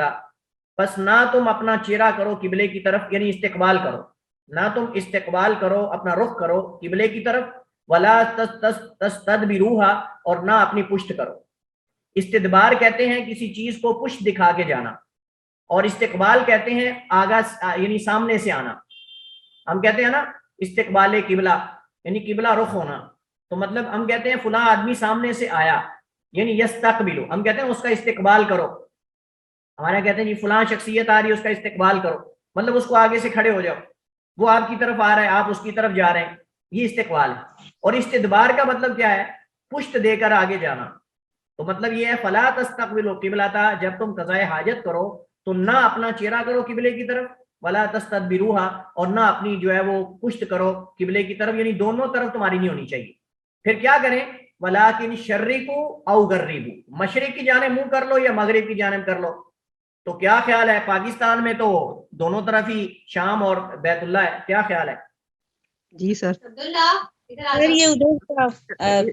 یہ مدینہ میں ہے, یہ مدینہ میں, لہذا جن کا جہاں قبلہ ہوگا وہ اس کا اعتبار کریں گے. مدینہ میں چونکہ شمال کی طرف شام ہے اور جنوب کی طرف بیت اللہ ہے. مدینہ میں اس طرف یعنی شمال کی جانب جو ہے وہ شام ہے, بیت المقدس ہے, اور جنوب کی جانب بیت اللہ ہے. تو لہٰذا نبی علیہ السلام نے فرمایا کہ آپ اس طرف مشرق کی جانب یا مغرب کی جانب اپنا رخ کر سکتے ہو, لیکن اس طرف اس ڈائریکشن میں بیت اللہ کی طرف آپ نہ کمر اپنی پشت کر سکتے ہو نہ اپنا چہرہ کر سکتے ہو. قال ابو ایوب, حضرت ابو ایوب انصاری رضی اللہ تعالیٰ عنہ فرماتے ہیں فقدمنا الشام ہم جب شام میں آئے, تو آپ جانتے ہیں کہ شام جو ہے یہ رومان کا علاقہ تھا, روم تھا, یعنی روم کی بڑی سپر پاور طاقت تھی وہاں. انہوں نے جب مسلمانوں نے فتح کیا تو وہاں آپ جانتے ہیں کہ روم بہت ترقی یافتہ لوگ تھے, انہوں نے وہاں لیٹرینیں بنائی ہوئی تھی, اس دور کے اندر لیٹرینیں تھی. کہتے ہیں فقدمنا الشام ہم شام میں جب آئے فوجدنا مراحیض, یہ مرحاض کی جمع ہے, مرحاض کی جمع مراحیض ہے, مراد قضائے حاجت کی جگہ, مراد قضائے حاجت کی جگہ. فوجدنا کہتے ہیں ہم نے پایا وہاں مراحیض یعنی بیت الخلاء آپ کہہ سکتے ہیں, یا بعض نے غسل خانے کا بھی اس پر اطلاق کیا ہے. تو ہم نے پائی جو مطلب کہ بیت الخلاء ہیں بنیت قبل القبلتی، جو قبلے کی جانب بنائے گئے، مطلب اگر آدمی بیٹھے تو رخ قبلے کی جانب ہوتا ہے. فنن حریف، تو کہتے ہیں مجبوری تھی، اب ہم کیا کریں، پیشاب بھی کرنا تھا تو ہم تھوڑا ٹیڑھا ہو کے بیٹھتے تھے. فنن حریف، تو ہم تھوڑا ٹیڑھا ہو کے بیٹھتے تھے. ونستغفر اللہ تعالیٰ، اور اپنے اس فعل پر اللہ سے استغفار بھی کرتے تھے. یعنی جب بھی ہم نے قضاء حاجت کرنی ہوتی، ہم مجبوری تھی صاحب ظاہر ہے، تو ہم تھوڑا ٹیڑھا ہو کے بیٹھ جاتے تھے، لیکن اللہ تعالیٰ سے استغفار بھی کرتے تھے کہ اب ہم مجبور ہیں، کیا کریں. تو اس حدیث سے کیسے پتہ چلتا ہے کہ آبادی ہو یا صحرا ہو وہاں نہ چہرہ کر کے بیٹھنا جائز ہے قضاء حاجت کے وقت اور نہ پشت کر کے؟ اس حدیث سے کیسے استدلال ہو سکتا ہے؟ کون بتائے گا آپ میں سے؟ جی سر، یہ مدینہ جو تھا وہ وہاں پہ صحرائی علاقہ تھا مدینہ اور اس کے مضافات، اور شام آبادی والا علاقہ تھا. نہیں تو انہوں نے تو پیشاب کیا ہے. سر حدیث پہ نبی کریم صلی اللہ علیہ وسلم نے منع فرمایا ہے دونوں جانب یعنی پشت اور چہرہ کرنے کا، تو یہاں سے ممانعت اس کی پتہ چلتی ہے. اور جو شام میں وہ گئے ہیں تو وہاں بیت اللہ جو واش رومز ہیں وہ آلریڈی بنے ہوئے ہیں، تو اس میں وہ کر بھی رہے ہیں لیکن استغفار بھی کر رہے ہیں اس پہ. تو صحابہ کا استغفار کرنا اس بات کی دلیل ہے کہ چاہے آبادی میں ہو، چاہے صحرا میں ہو، کھلی جگہ میں ہو، جہاں بھی ہو، بیت اللہ کی طرف رخ کر کے چہرہ کر کے قضاء حاجت کرنا یہ جائز نہیں ہے. چونکہ صاف ظاہر ہے کہ اگر وہ پشت کرتے تو بھی بیت اللہ کی طرف تھی، اگر وہ چہرہ کرتے تو بھی بیت اللہ کی طرف تھا. اس وجہ سے وہ تھوڑا ٹیڑھا ہو کے بیٹھتے، لیکن پھر بھی اللہ تعالیٰ سے استغفار کرتے کیونکہ مجبوری ہے. تو صحابہ کرام کا استغفار کرنا اس بات کی دلیل ہے کہ چاہے آبادی ہو، چاہے جو ہے وہ صحرا ہو، کسی صورت میں بھی بیت اللہ کی طرف چہرہ یا پشت کر کے قضاء حاجت کرنا یہ جائز نہیں ہے. حضرت ابو ہریرہ سے اگلی روایت ہے رضی اللہ تعالی عنہ سے، ان رسول اللہ صلی اللہ علیہ وسلم قال، وہ نبی کریم علیہ السلام سے بیان کرتے ہیں، آپ نے فرمایا اذا جلس احدکم علی حاجتہ، جب بیٹھے تم میں سے کوئی ایک اپنی قضاء حاجت کے لیے، علی حاجتہ کا مطلب اپنی حاجت کی جگہ پر، جب تم میں سے کوئی قضاء حاجت کے لیے بیٹھے، فلا یستقبل القبلۃ، تو نہ اپنا چہرہ کرے، استقبال کرے قبلہ کا، ولا یستدبر، اور نہ اس کا استدبار کرے، مطلب اس کی طرف اپنی شرمگاہ یعنی نہ پیچھے کی طرف سے اس کی طرف رخ کرے اور نہ آگے کی جانب سے، چہرہ اور اپنی کمر اس کی طرف نہ کرے. یہ صحیح مسلم کی حدیث ہے. وجہ استدلال یہ ہے کہ مذکورہ بالا احادیث میں قبلہ کی طرف چہرہ یا پشت کرنے کی مطلقاً ممانعت ہے. ان حدیث کے اندر یہ نہیں کہا گیا، یہ نہیں فرق کیا گیا کہ آبادی ہو یا صحرا ہو، یا یہ نہیں بتایا گیا، بلکہ مطلق منع کیا گیا ہے. اس سے پتہ چلتا ہے کہ آبادی ہو یا خالی جگہ صحرا ہو یا جنگل ہو یا کوئی بھی ہو، بیت اللہ کی طرف نہ چہرہ کرنا جائز ہے پیشاب کے وقت، اور نہ ہی کمر اور پشت کرنا جائز ہے. یہ پہلا قول کلیئر ہوا، اس کے دلائل کلیئر ہوئے. اب ہم چلتے ہیں دوسرے قول کی طرف. دوسرے قول والوں نے کہا کہ آبادی اور کسی رکاوٹ کے پیچھے قضاء حاجت کے وقت جائز ہے لیکن صحرا میں جائز نہیں. یعنی انہوں نے صحرا اور آبادی کا فرق کیا ہے. کہتے ہیں اگر آبادی میں کوئی قضاء حاجت کر رہا ہے تو دونوں طرح جائز ہے، یعنی کمر بھی کر سکتے ہیں، پشت بھی کر سکتے ہیں، چہرہ بھی کر سکتے ہیں بیت اللہ کی طرف. لیکن اگر باہر صحرا کے اندر ہے تو پھر نہ پشت کر سکتے ہیں نہ چہرہ کر سکتے ہیں. اور یہ مذہب مالکیہ، شافیہ اور حنابلہ کا ہے، اور یہ مذہب مالکیہ، شافیہ اور حنابلہ کا ہے. ان کی دلیل کیا ہے؟ ان کی دلیل حدیث عبداللہ بن عمر رضی اللہ تعالی عنہ ہے. ان کی دلیل حدیث ابن عمر رضی اللہ تعالی عنہ ہے. قالا، انہوں نے کہا، پڑھیے جی حدیث. ارتقيت، حدیث ابن عمر رضی اللہ عنہما قال ارتقيت فوق ظهر بيت حفصة لبعض حاجتي فرأيت رسول الله صلى الله عليه وسلم يقضي حاجته مستدبر القبلة مستقبل الشام. تو یہ حدیث بھی صحیح بخاری مسلم کی ہے. تو اشکال پیدا ہو گیا. عبداللہ بن عمر رضی اللہ تعالی عنہما فرماتے ہیں ارتقیت، میں چڑھا. ارتقا یرتقی میں نے ہوتا ہے چڑھنا، وہ جیسے آتا ہے نا کہ قاری قرآن کو کہا جائے گا اقرا ورتقی ورتل کما کنت ترتل فی الدنیا، کہ پڑھتا جا اور چڑھتا جا. اسی سے ارتقیت کہتے ہیں میں چڑھا. فوق ظہر بیت حفصہ، اپنی بہن حفصہ کے گھر کی چھت پر. حضرت عبداللہ بن عمر کی بہن ہے حضرت حفصہ، حضرت عمر کی بیٹی ہیں، ام المومنین رضی اللہ تعالی عنہا وعن ابیہا وعن صحابت اجمعین. تو کہتی ہیں کہ میں، فرماتے ہیں کہ میں چڑھا فوق ظہر بیت حفصہ، اپنی بہن حفصہ کے گھر کی چھت پر، لبعض حاجتی، کسی ضروری کام کے لیے. کہتے ہیں کہ میں جب اوپر گیا، فرأیت رسول اللہ صلی اللہ علیہ وسلم، تو میں نے دیکھا رسول کریم علیہ الصلوۃ والسلام کو، یقضی حاجتہ، اپنی حاجت کو پورا کر رہے تھے، یعنی آپ پیشاب کر رہے تھے، مستدبر القبلتی، اپنی پشت بیت اللہ کی طرف کر کے، مستقبل الشامی، اور اپنا چہرہ بیت المقدس کی طرف یعنی شام کی طرف کر کے۔ یہ حدیث بھی صحیح بخاری اور صحیح مسلم میں۔ تو فرماتے ہیں کہ میں نے اللہ کے نبی علیہ الصلوۃ والسلام کو دیکھا کہ اللہ کے نبی علیہ الصلوۃ والسلام اپنا پشت اپنی بیت اللہ کی طرف کیے ہوئے تھے اور اپنا چہرہ شام کی طرف کیے ہوئے تھے، تو میں نے آپ کو دیکھا آپ قضاء حاجت کر رہے تھے، اور یہ صحیح بخاری اور صحیح مسلم کی حدیث ہے۔ اب اس سے ان کا استدلال کہتے ہیں کہ یہ آبادی میں ہے، یہ آبادی میں ہے، یہ آبادی میں ہے، اور چھت سازر اوپر سے باندھی ہوگی اللہ کے نبی جہاں پیشاب کر رہے تھے، اور یہ آبادی میں، تو صحرا کے اندر نہیں ہے۔ تو انہوں نے گویا کہ اس حدیث سے استدلال کرتے ہوئے یہ کہہ دیا کہ آبادی میں جائز ہے لیکن صحرا کے اندر جائز نہیں ہے۔ تو یہ دوسرے قول کی دلیل ہے۔ تیسرا قول یہ ہے کہ قبلے کی طرف پشت کرنا تو جائز ہے لیکن چہرہ کرنا جائز نہیں۔ انہوں نے اسی حدیث سے استدلال کیا جو ابھی ہم نے پڑھی ہے، کیونکہ اللہ کے نبی بیت اللہ کی طرف پشت کر کے بیٹھے ہوئے جب عبداللہ بن عمر نے دیکھا ہے، تو گویا کہ انہوں نے اس حدیث سے استدلال کر کے انہوں نے آبادی کے لیے خاص کر دیا۔ انہوں نے کہا کہ نہیں، پشت کرنا جائز ہے لیکن چہرہ کرنا جائز نہیں، کیونکہ اللہ کے نبی پشت کر کے بیٹھے ہوئے تھے، آپ چہرہ کر کے نہیں بیٹھے ہوئے تھے، ابھی جو ہم نے عبداللہ بن عمر کی حدیث پڑھی۔ تو لہٰذا تیسرا قول یہ ہے کہ قبلہ کی طرف پشت کرنا تو جائز ہے لیکن چہرہ کرنا جائز نہیں۔ یہ امام ابو حنیفہ رحمۃ اللہ علیہ کا دوسرا قول ہے، اور ابن تیمیہ رحمۃ اللہ علیہ نے بھی اسی کو اختیار کیا ہے، ابن تیمیہ نے بھی اسی کو اختیار کیا ہے۔ اور اصل میں ان کا مقصد یہ ہے کہ اگر ہم یہ کہتے ہیں کہ دونوں طرف ہی جائز نہیں ہے تو پھر عبداللہ بن عمر کی حدیث کا کیا جواب دیں گے ہم، جنہوں نے اللہ کے نبی کو دیکھا کہ آپ بیت اللہ کی طرف اپنا پشت کر کے پیشاب کر رہے تھے اور شام کی طرف آپ کا چہرہ تھا۔ وہ کہتے ہیں اس حدیث کا ہمارے پاس کوئی پھر جواب نہیں ہوگا۔ بہرحال ان کی دلیل ایک تو عبداللہ بن عمر کی حدیث ہے، دوسرا انہوں نے کہا کیونکہ پشت کر کے بیٹھنے سے شرمگاہ کا رخ زمین کی طرف ہوتا ہے، کیونکہ پشت کر کے، یعنی یہ احناف کی دلیل ہے، یہ احناف کی دلیل ہے۔ احناف کہتے ہیں کہ جب آدمی پشت کر کے بیٹھتا ہے نا تو انسان کی جو مطلب کہ شرمگاہ ہے اس کا رخ نیچے کی طرف ہوتا ہے، لیکن جب انسان چہرہ کر کے بیٹھتا ہے بیت اللہ کی طرف تو شرمگاہ کا رخ بیت اللہ کی طرف ہوتا ہے۔ یہ کافی بڑی قیاس کرتے ہیں، تو کہتے ہیں کیونکہ پشت کر کے بیٹھنے سے شرمگاہ کا رخ زمین کی طرف ہوتا ہے، جبکہ چہرہ قبلہ کی طرف کرنے سے شرمگاہ کا رخ قبلے کی طرف ہوتا ہے۔ یہ کہ توجیہ ہے ان کی، واللہ عالم، لیکن راجح بات یہی تیسرا قول راجح ہے، یہی تیسرا قول راجح ہے، کیونکہ رسول کریم علیہ الصلوۃ والسلام، یہ رسول کریم علیہ الصلوۃ والسلام کے فعل سے ثابت ہے، اور اس میں آپ کی خصوصیت کی کوئی دلیل بھی نہیں، واللہ تعالی عالم۔ یعنی نبی کریم علیہ الصلوۃ والسلام نے پشت کر کے بیت اللہ کی طرف جو ہے وہ آپ نے پیشاب کیا ہے، اور صحیح حدیث میں بخاری مسلم میں ہے، عبداللہ بن عمر نے آپ کو دیکھا ہے اور بیان کیا ہے۔ تو ہم اس کو بعض علماء نے کئی جواب دیے اس کے، بعد نے کہا جی یہ ممانعت سے پہلے کا واقعہ ہے۔ آپ جانتے ہیں کہ عبداللہ بن عمر جو ہیں رضی اللہ تعالیٰ عنہ، وہ مطلب کہ مدینے کا ہی بیان کر رہے ہیں، اور حضرت حفصہ کا آپ کو پتہ ہے کہ حضرت حفصہ رضی اللہ تعالیٰ عنہ سے آپ کی شادی جو ہے وہ ہجرت کے تقریباً آپ سمجھ لیں کہ 2 ہجری کے بعد جا کے کہیں ہوئی ہے۔ تو حضرت عبداللہ بن عمر جو ہے 2 ہجری میں اس وقت تو بہت کم عمر تھے، تو یہ اس کا مطلب یہ کہ واقعہ آخری عمر کا نبی علیہ الصلوۃ والسلام کی، اور اگر کوئی کہے کہ یہ منسوخ ہو چکا ہے تو نسخ کے لیے دلیل ہونی چاہیے۔ تو بہرحال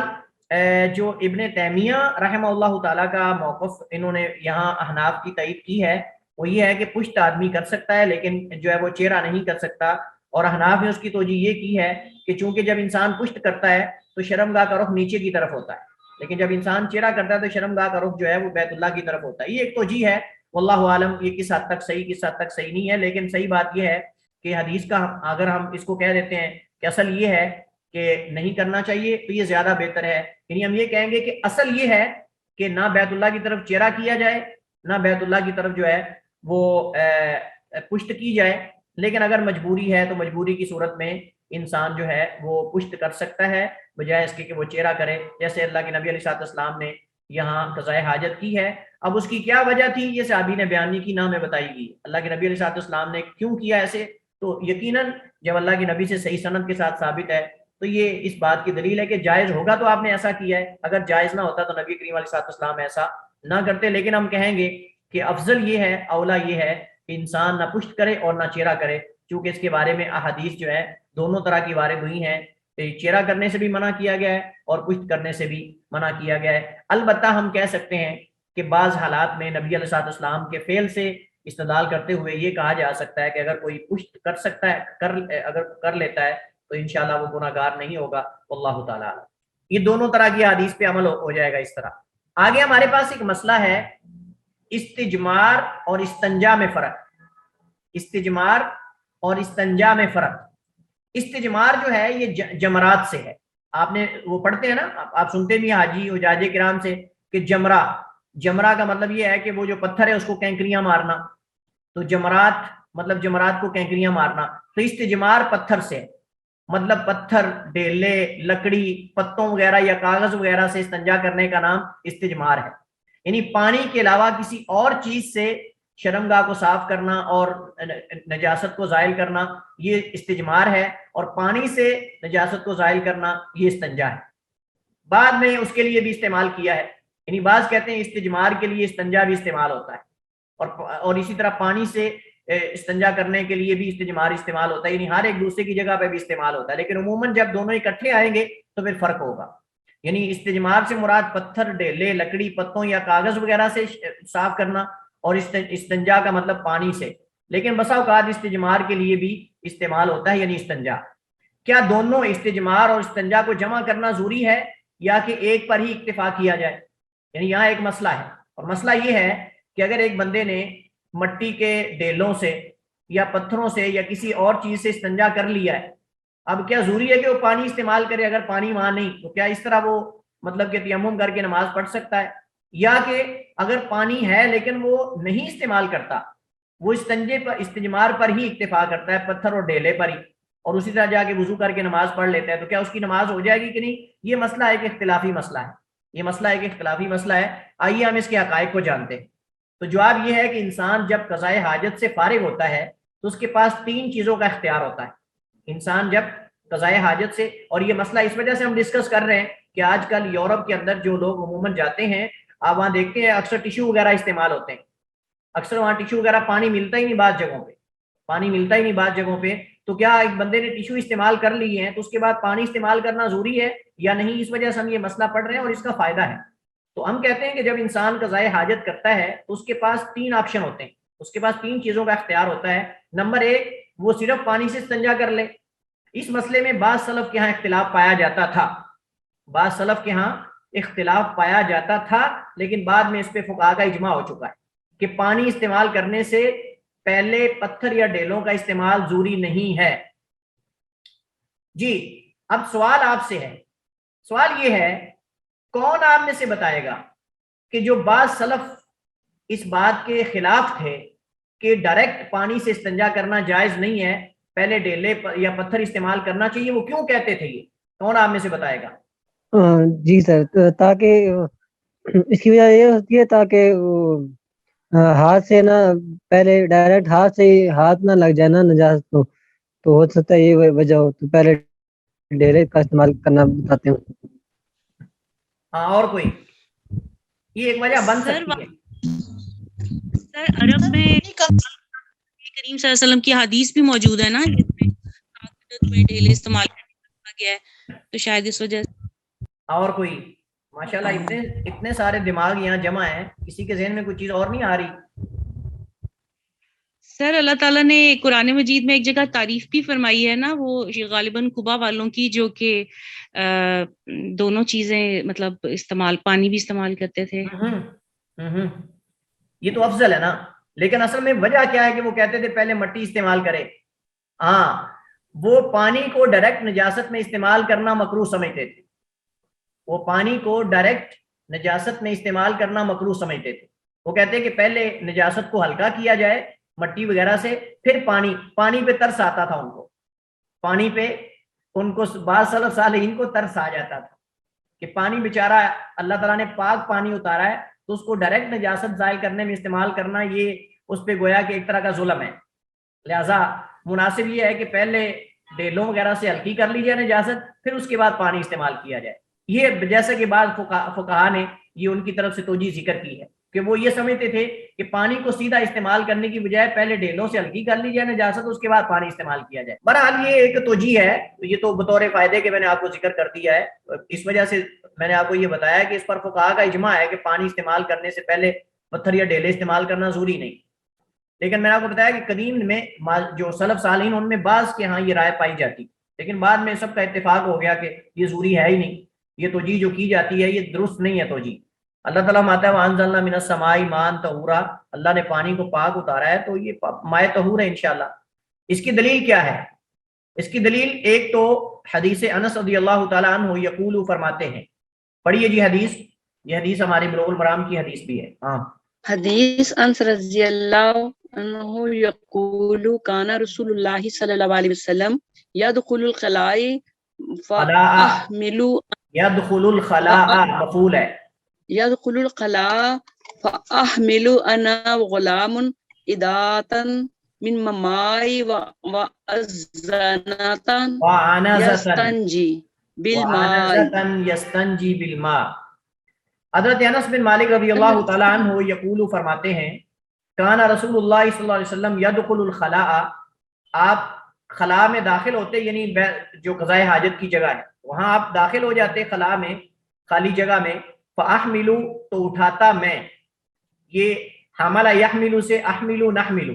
جیسے آتا ہے نا اضربو نضربو، ایسے احملو نحملو، میں اٹھاتا، آنا میں، وغلام اور میرے ساتھ ایک بچہ تھا۔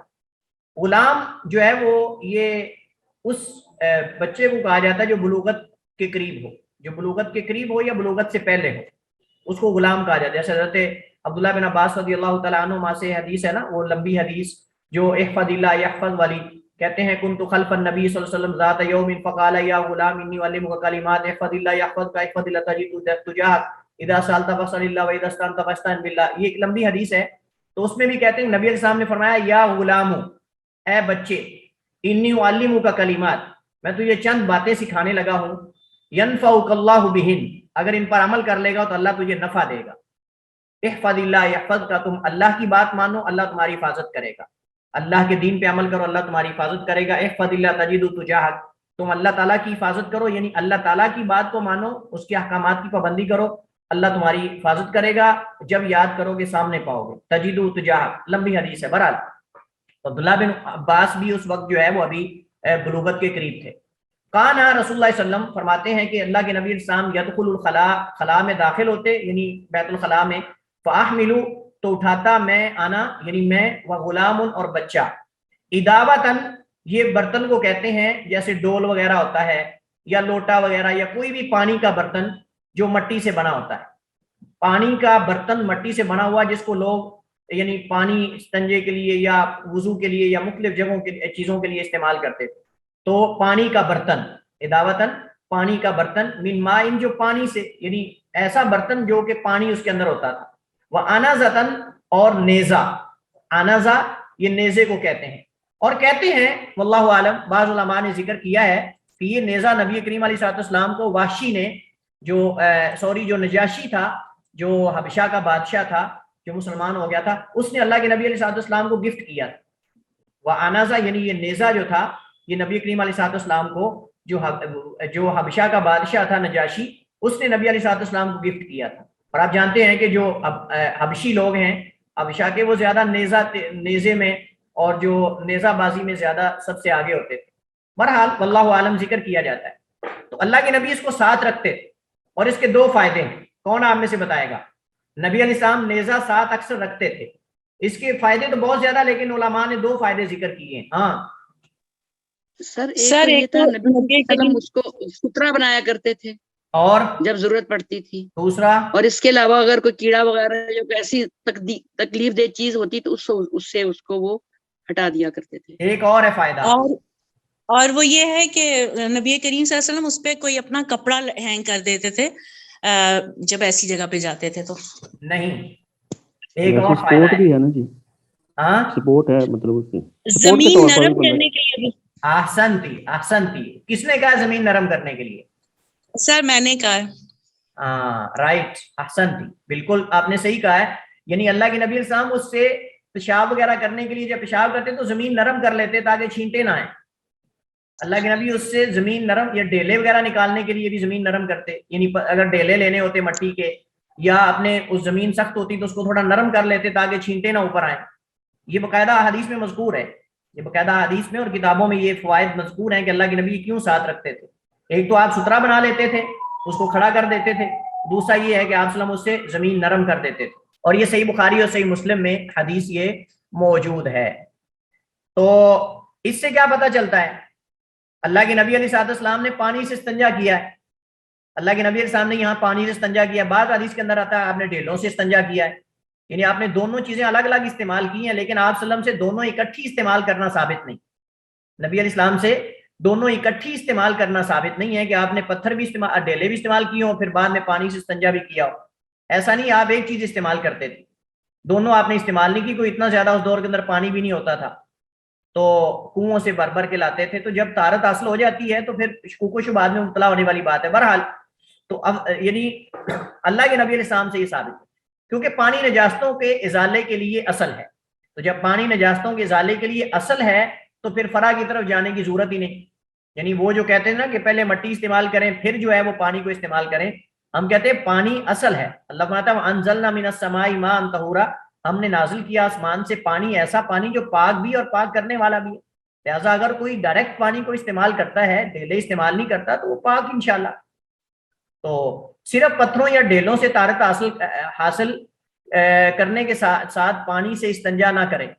یعنی اگر صرف ڈھیلوں سے طہارت حاصل کی ہے تو ساتھ پانی سے استنجا نہ کرے، یہ بھی طہارت کے لیے کافی ہے، پانی کا استعمال ضروری نہیں، یعنی یہ دوسرا طریقہ ہے۔ اس کی دلیل کیا ہے؟ حدیث عبداللہ بن مسعود رضی اللہ تعالیٰ عنہ، حضرت سلمان فارسی والی حدیث، حضرت سلمان فارسی والی حدیث اور عبداللہ بن مسعود کی۔ سلمان فارسی والی حدیث کے اندر کیا ہے؟ ہم نے پہلے پڑھا، سب سے پہلے نمبر پہ حدیث جو پڑھی تھی کہ نبی علیہ السلام نے فرمایا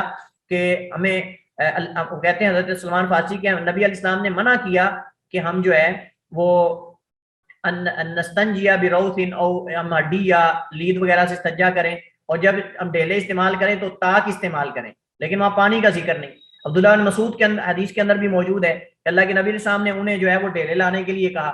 تو وہ 2 ڈھیلے لے گئے اور ایک گدھے کی لید اٹھا کے لے گئے۔ عبداللہ بن مسعود رضی اللہ تعالیٰ عنہ، اللہ کے نبی نے کہا کہ 3 ڈھیلے لے کر آؤ، آپ قضائے حاجت فرما رہے تھے، حضرت عبداللہ بن مسعود کو 2 ڈھیلے ملے پتھر یعنی، اور ایک گدھے کی لید لے گئے، اللہ کے نبی نے 2 ڈھیلے پکڑ لیے اور گدھے کی لید کو پھینک دیا، فرمایا یہ رجس یعنی نجس ہے۔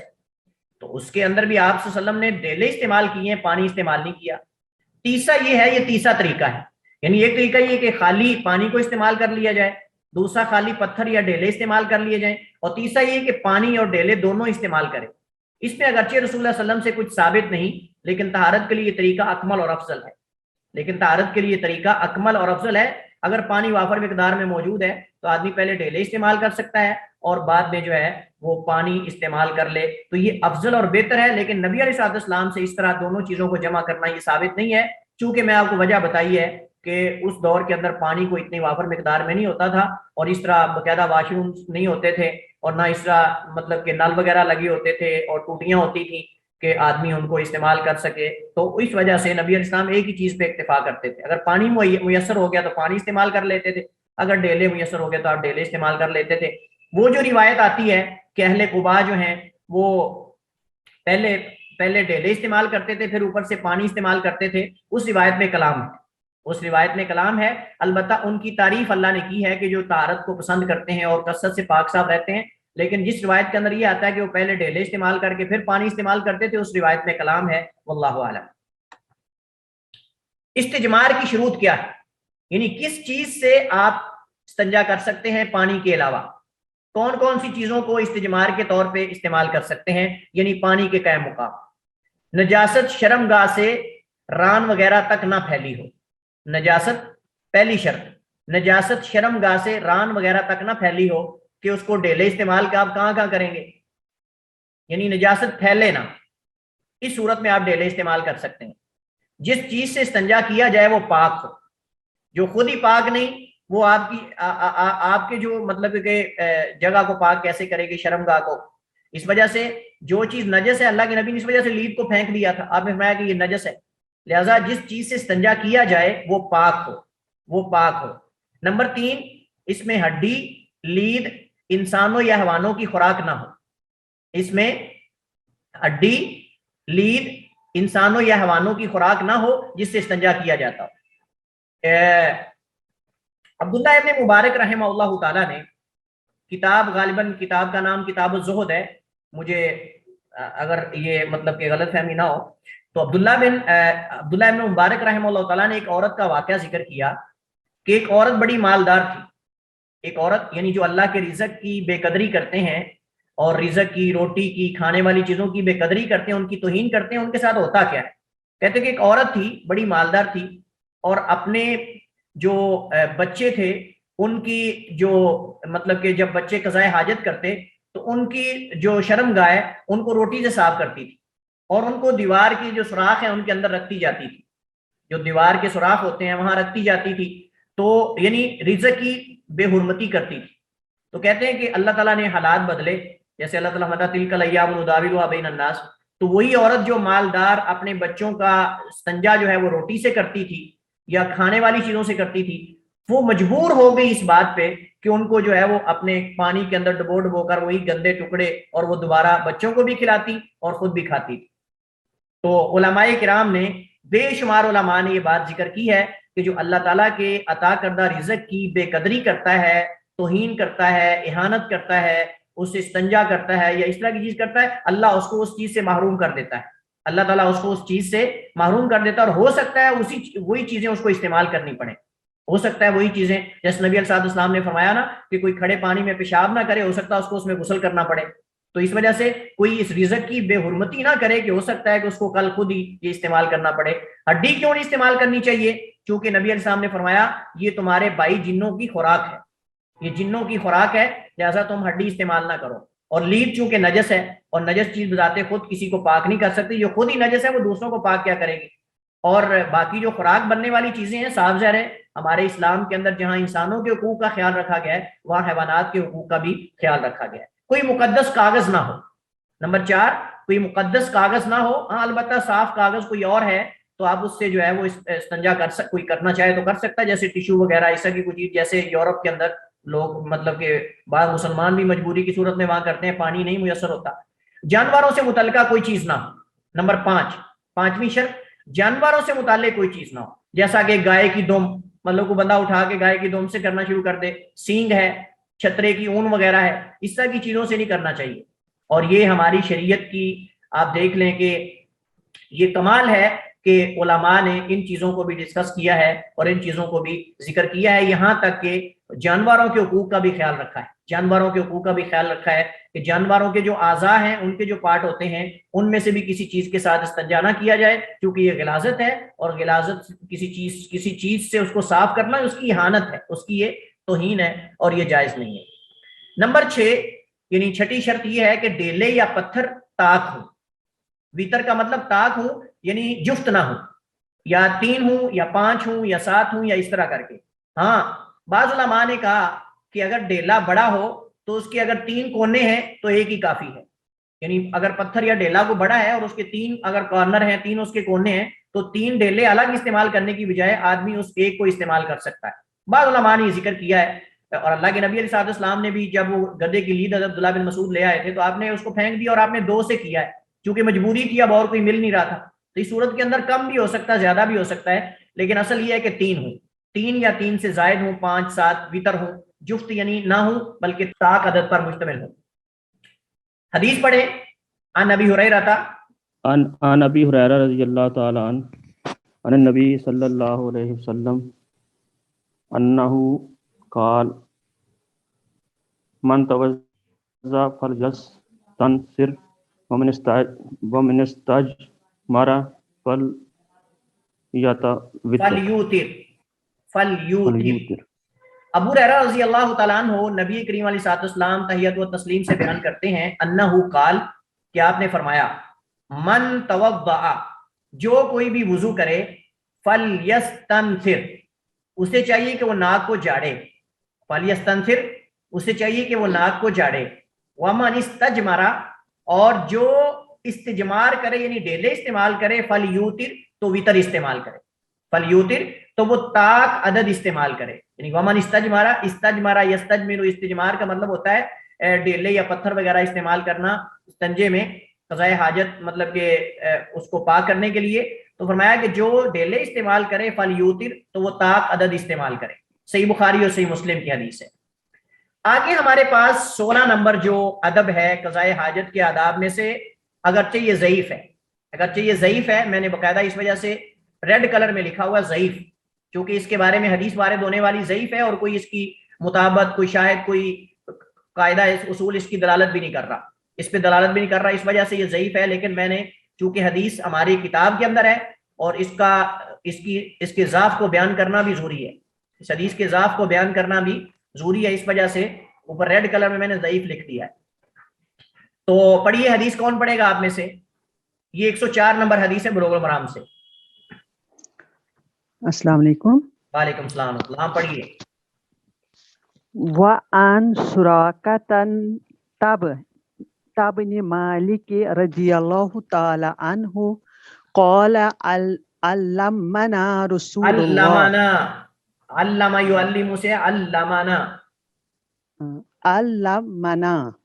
رسول الله صلى الله عليه وسلم في الخلاء أن نقعد على اليسرى يسرى وننصب اليمنى رواه البيهقي بسند ضعيف.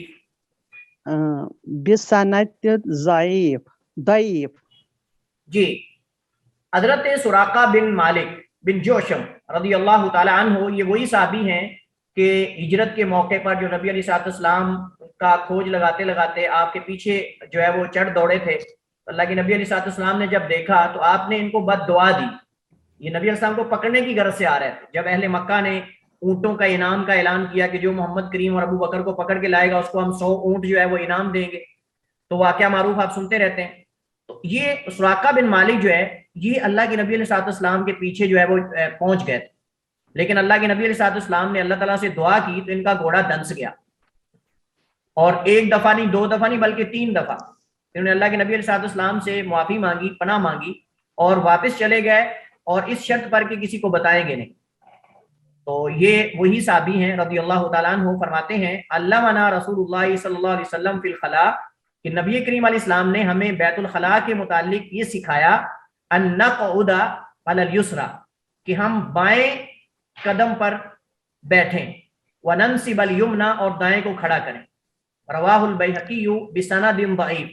اس کو امام بیہقی نے ضعیف سند کے ساتھ روایت کیا. تو ابن حجر رحمہ اللہ تعالیٰ نے یہاں اس حدیث کے ضعف کو بیان کرنے کے لیے یہاں کتاب میں اس حدیث کو ذکر کیا ہے، اور یہ حدیث ضعیف ہے، اور اس کے ضعیف ہونے کی 2 وجوہات ہیں. اس حدیث کے ضعیف ہونے کی 2 وجوہات ہیں. ایک تو اس کی سند میں محمد بن عبد الرحمن راوی ہے جو کہ مجہول ہے، اور دوسرا اس میں ایک مدلجی ہے، یعنی بنو مدلج سے، وہ اور ان کے والد دونوں مبہم ہیں، ان کا تعین نہیں کہ کون ہے، بس یہ ہے من بنی مدلج، ان رجل من بنی مدلج، لیکن وہ کون ہے، ان کے والد کون ہے، کوئی اس کا بیان نہیں ہے.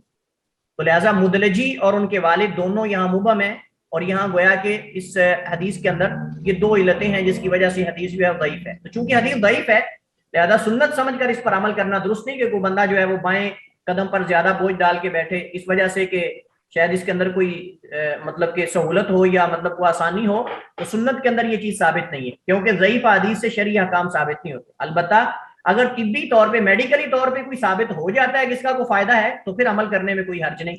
یعنی اگر میڈیکلی طور پہ یہ کوئی ڈاکٹر بتا دیتا ہے یا کوئی حکیم صاحب بتا دیتے ہیں کہ اس میں کوئی فائدہ ہوتا ہے بائیں ٹانگ پہ زیادہ وزن ڈالنے سے قضاء حاجت کے وقت، تو پھر اس پہ کوئی انسان اگر عمل کرنا چاہتا ہے تو کر سکتا ہے، لیکن سنت سمجھ کر اس پر عمل کرنا جائز ہے، کیونکہ اس کے بارے میں وارد ہونے والی حدیث جو ہے وہ ضعیف اور اس کی کوئی مطابقت اور اس کی کوئی شاہد بھی موجود نہیں ہے. اگلا ہمارا جو آخری ادب ہے قضاء حاجت کے آداب میں سے، اور یہ 17 نمبر ہے، اور وہ یہ ہے کہ عضو مخصوص کو پیشاب کے بعد 3 بار جھاڑنا. عضو مخصوص کو پیشاب کے بعد 3 بار جھاڑنا ضعیف. حدیث پڑھیے، کون پڑھے گا آپ میں سے؟ 105 نمبر حدیث ہے.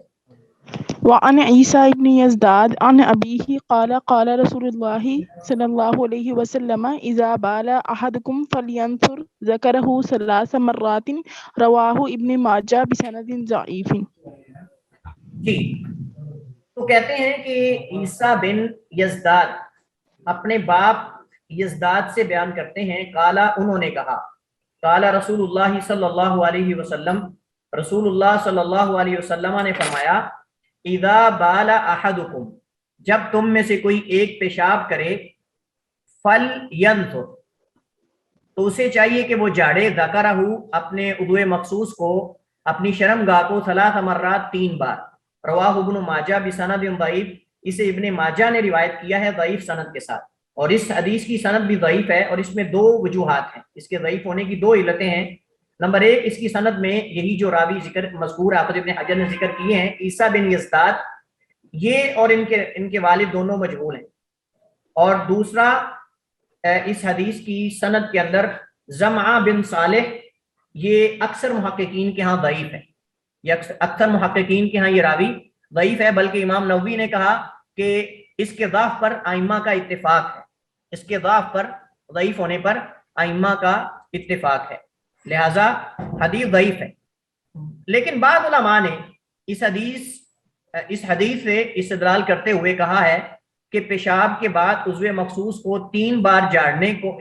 جاڑنا یعنی اس کو مستحب انہوں نے قرار دیا ہے. بعض علماء نے پیشاب کے بعد عضو مخصوص کو 3 بار جاڑنے کو مستحب قرار دیا ہے، اور کہا ہے کہ اس کی تائید ان احادیث سے ہوتی ہے کہ جن میں پیشاب کے چھینٹوں سے بچنے کا حکم دیا گیا ہے اور پیشاب سے بچنے کا حکم دیا گیا ہے. نبی صلی اللہ علیہ وسلم نے فرمایا کہ تنزہوا من البول، پیشاب کی چھینٹوں سے بچو، پیشاب سے بچو. اور وہ حدیث ہم کئی بار پڑھ چکے ہیں کہ نبی علیہ السلام نے 2 قبر والوں کو دیکھا، انہیں عذاب ہو رہا ہے، وما یعذبان انہما یعذبان وما یعذبان بکبیر، کہ انہیں عذاب ہو رہا ہے لیکن کسی بڑی غلطی کی وجہ سے نہیں، مطلب ان کے ہاں وہ بڑی نہیں تھی، وگرنہ وہ بڑی تھی. فرمایا کہ ایک ان میں چغل خور تھا اور دوسرا جو اپنے پیشاب کے چھینٹوں سے نہیں بچتا تھا. تو کہتے ہیں کہ اس وجہ سے یہ زیادہ بہتر ہے کہ وہ اپنے عضو تناسل کو جاڑے تاکہ بعد میں کہیں پیشاب کے قطرات نہ نکلیں اور کپڑوں کو لگ جائیں. تو یعنی کہ بعض فقہا نے اس سے جو ہے وہ استدلال کیا ہے، لیکن صحیح بات یہ ہے کہ اس سے استدلال کرنا درست نہیں ہے، چونکہ یہ حدیث ضعیف ہے. اور صحیح بات یہ ہے کہ اس حدیث کا ان احادیث سے کوئی تعلق نہیں،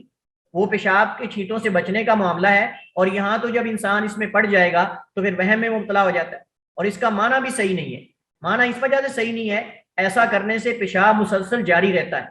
ایسا کرنے سے پیشاب مسلسل جاری رہتا ہے. اگر انسان یہ کام کرتا ہے، مطلب عضو تناسل کو جاڑتا رہتا تو پیشاب تو رکے گا ہی نہیں، پھر انسان بیٹھا رہے گا. تو اس وجہ سے بعض علماء کہتے ہیں کہ یہ تو حدیث اس اصل عملی طور پہ جو پریکٹیکلی طور پہ مطلب اس کے خلاف ہے. مطلب انسان جب ایسا کرتا رہے گا تو پیشاب صاف ظاہر ہے کہ بعض علماء نے تشبیہ دی ہے اس کے ساتھ، اللہ المستعان. بلکہ عرب اس کی مثال دیتے تھے، وہ عرب مثال دیتے تھے لیکن یہاں مناسب نہیں. بہرحال چلیے، تو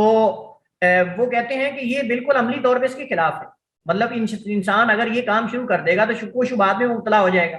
وسوسات کی بیماری لگ جائے گی، اس کو ایسے ہی لگے گا جیسے قطرات خارج ہو رہے ہیں.